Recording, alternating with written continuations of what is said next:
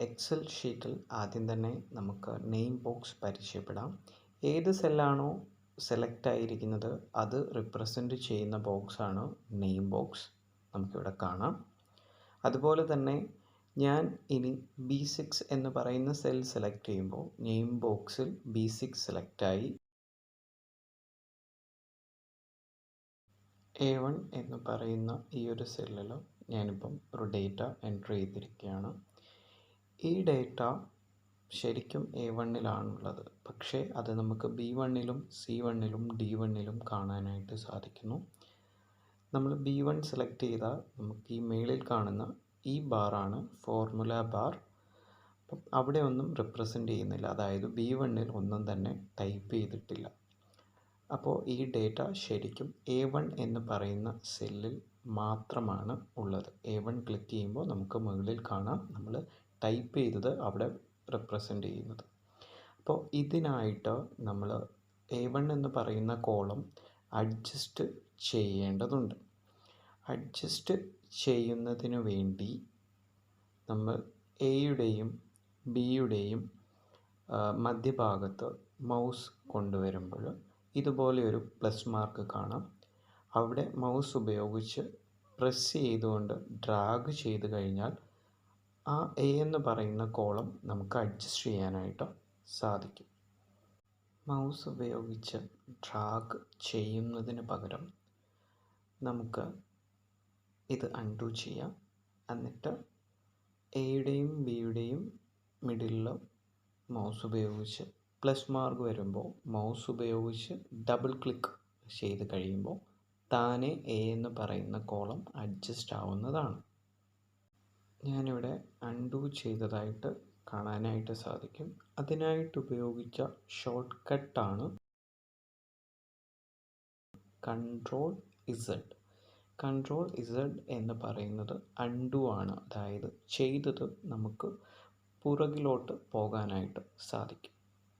അല്ലെങ്കിൽ പ്രീവിയസിലോട്ട് പോകും. അപ്പം ചിലർക്ക് അങ്ങനെ പറഞ്ഞാലായിരിക്കും മനസ്സിലാവുന്നത്, അത് അൺഡുവിലോട്ട് പോകും. അപ്പം ഞാൻ Ctrl+Z വീണ്ടും ഞെക്കുകയാണെങ്കിൽ കണ്ടല്ലോ, ഇപ്പം നേരത്തെ ചെയ്ത് നമ്മൾ ലെങ്ത് നീട്ടിയായിരുന്നു, അത് വീണ്ടും പഴയ പോലെ ആയി. ഇനി ചെയ്തത് റീഡു ചെയ്യാനായിട്ട് Ctrl+Y പ്രസ് ചെയ്യുമ്പോൾ നമുക്ക് റീഡു ആയിട്ട് വരും. കണ്ടല്ലോ, ലെങ്ത് വീണ്ടും. നമുക്ക് ചെറിയൊരു ടേബിൾ ക്രിയേറ്റ് ചെയ്യാം. അപ്പോൾ ടേബിൾ നമ്മൾ A4 എന്ന് പറയുന്ന സെല്ല് സെലക്ട് ചെയ്തു. കണ്ടല്ലോ, A4 ഇവിടെ പ്രസൻ്റ് ആയിട്ടുണ്ട്. നമ്മൾ അവിടെ ടൈപ്പ് ചെയ്യാനായിട്ട് പോവാണ്. ചെറിയൊരു ടേബിൾ പോലെ ചെറിയൊരു ടേബിൾ ക്രിയേറ്റ് ചെയ്തു. ലാംഗ്വേജ് അടിച്ചു, വീണ്ടും B കോളത്തിലോട്ടാണ് പോയത്. അരുൺ അടിച്ചു, C കോളത്തിലേക്ക് വന്നു, ഗോപാലൻ അടിച്ചു, പിന്നെ D കോളത്തിലേക്ക് വന്നു. ഓക്കെ, അപ്പം നമ്മളൊരു കാര്യം ടൈപ്പ് ചെയ്തു. ഇപ്പോൾ ലാംഗ്വേജ് എന്ന് പറയുന്ന, ഇപ്പം A4-ൽ ലാംഗ്വേജ് എന്ന് പറയുന്നത് ഞാൻ ടൈപ്പ് ചെയ്തതിന് ശേഷം നമ്മൾ എൻ്റർ അടിക്കുകയാണെങ്കിൽ ആ ഒരു കോളത്തിൽ നിന്ന് താഴേക്കാണ് പോകുന്നത്. അതായത് A എന്ന് പറയുന്ന കോളത്തിൽ നിന്ന് തന്നെ അടുത്ത റോയിലേക്ക്, A4-ലാണ് ഞാൻ ലാംഗ്വേജ് അടിച്ചതെങ്കിൽ എൻ്റർ അടിച്ച് കഴിയുമ്പോൾ പോകുന്നത് A5-ലേക്ക് ആയിരിക്കും. അതേസമയം ഞാൻ ചെയ്തത്, നമ്മൾ ലാംഗ്വേജ് A4-ൽ ടൈപ്പ് ചെയ്തതിന് ശേഷം നമ്മൾ റൈറ്റ് ആരോ കീ, നമ്മുടെ കീബോർഡിലുള്ള ആരോ കീ നമ്മൾ ടൈപ്പ് ചെയ്യുമ്പോൾ ഇത് റൈറ്റിലേക്ക് ഇങ്ങനെ പൊക്കോണ്ടിരിക്കും. അതുപോലെ തന്നെ നമ്മൾ ഡൗൺ ആരോ ക്ലിക്ക് ചെയ്യുകയാണെങ്കിൽ താഴോട്ട് പൊക്കോണ്ടിരിക്കും. Ctrl ഹോം അടിക്കുമ്പോൾ ഏറ്റവും മുകളിലേക്ക് പോകും. കണ്ടല്ലോ, A1-ലേക്കാണ് സെലക്ഷൻ പോയത്. അതേസമയം Ctrl എൻഡ് അടിക്കുകയാണെങ്കിൽ ഒക്യുപ്പൈഡ് റോസ് ആൻഡ് കോളത്തിലോട്ടാണ് വരുന്നത്. എന്ന് വെച്ച് കഴിഞ്ഞാൽ നമ്മൾ ലാസ്റ്റായിട്ട് ഒക്യുപ്പൈ ചെയ്തേക്കുന്ന കോളം ഏതാ? D എന്ന് പറയുന്ന ഈ കോളമാണ്. അതുപോലെ തന്നെ ഒക്യുപ്പൈഡ് ആയുള്ള റോ ഏതാണ്? 7. അതുകൊണ്ടാണ് ഇതിവിടെ വന്ന് നിൽക്കുന്നത്. Ctrl എൻഡ് അടിക്കുമ്പോൾ നമുക്കിവിടെ വരും. ഓക്കെ, ഇനി Ctrl, ഇപ്പം നേരത്തെ ഞാൻ പറഞ്ഞത് വെറും ആരോ കീ ആണ്, ഇങ്ങനെ മൂവ് ആയിക്കൊണ്ടിരിക്കും എന്ന് പറയുന്നത്. ഇനി Ctrl വെറും ആരോ കീ നമ്മൾ അടിക്കുകയാണെങ്കിൽ നമ്മൾ ഏറ്റവും ലാസ്റ്റിൽ വരും. അതായത് ആ ഒരു വർക്ക്ഷീറ്റിൻ്റെ ഏറ്റവും താഴെയുള്ള സെല്ലിലേക്ക് അത് പോകും. അതുപോലെ തന്നെ Ctrl അപ്പ് ആരോ അടിക്കുകയാണെങ്കിൽ ഏറ്റവും മുകളിൽ അല്ല, നമ്മളൊരു കണ്ടൻറ് ഉണ്ടെങ്കിൽ ആ കണ്ടൻറ് എവിടെയാണെന്നുള്ളത് അവിടെയായിരിക്കും സെലക്ഷൻ വന്ന് കിടക്കുന്നത്. വീണ്ടും നമ്മൾ Ctrl അപ്പ് അടിക്കുകയാണെങ്കിൽ ഏറ്റവും മുകളിലേക്ക് പോകുന്നതായിട്ട് കാണാം.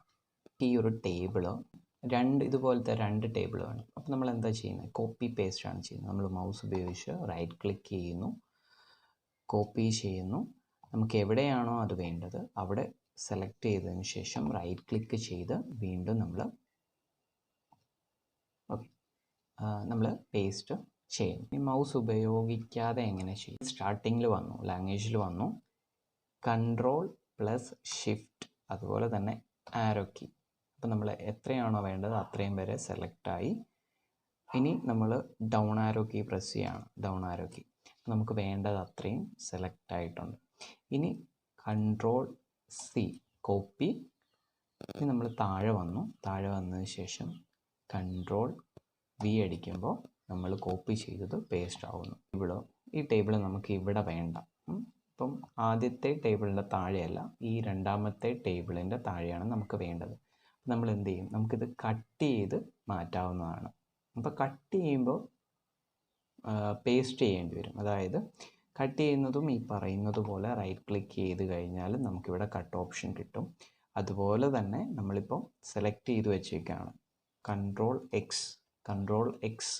കട്ട് ഓപ്ഷനാണ്. Ctrl+X നമ്മൾ ചെയ്തു. അതിനുശേഷം നമ്മൾ മൗസ് ഉപയോഗിച്ചോ അല്ലെങ്കിൽ ആരോ കീ ഉപയോഗിച്ചോ നമുക്ക് വേണ്ടത് എവിടെയാണോ അവിടെ സെലക്ഷൻ നടത്തിയതിന് ശേഷം Ctrl+V കോപ്പി, പേസ്റ്റിൻ്റെ പോലെ തന്നെ Ctrl+X cut, Ctrl+V paste. Ctrl+V അടിച്ചപ്പോഴത്തേക്കും നമ്മൾ അവിടെ നിന്ന് ഇതിവിടേക്ക് പേസ്റ്റായി. ഈ ടേബിൾ നമ്മൾ ഇവിടെ പേസ്റ്റ് ചെയ്തു. ഇനി ഈ ടേബിൾ കട്ട് ചെയ്യാതെ നമുക്കിതിനെ മാറ്റണം അല്ലെങ്കിൽ മൂവ് ചെയ്യണം. അങ്ങനെയാണെങ്കിൽ നമ്മൾ ഈ ടേബിൾ സെലക്ട് ചെയ്യുക. സെലക്ട് ചെയ്തതിന് ശേഷം നമ്മൾ ഈ ടേബിളിൻ്റെ സെലക്ഷൻ്റെ ഇവിടെ വരുമ്പോൾ ഒരു +4 സൈഡിലോട്ടോ ഒരു ആരോ കീ വരും. നമ്മളത് ഡബിൾ ക്ലിക്ക് ചെയ്ത് ഇങ്ങനെ നീക്കുകയാണെങ്കിൽ അവിടെ ഇരുന്ന ടേബിൾ ഇവിടോട്ട് മൂവായി. ഓക്കെ.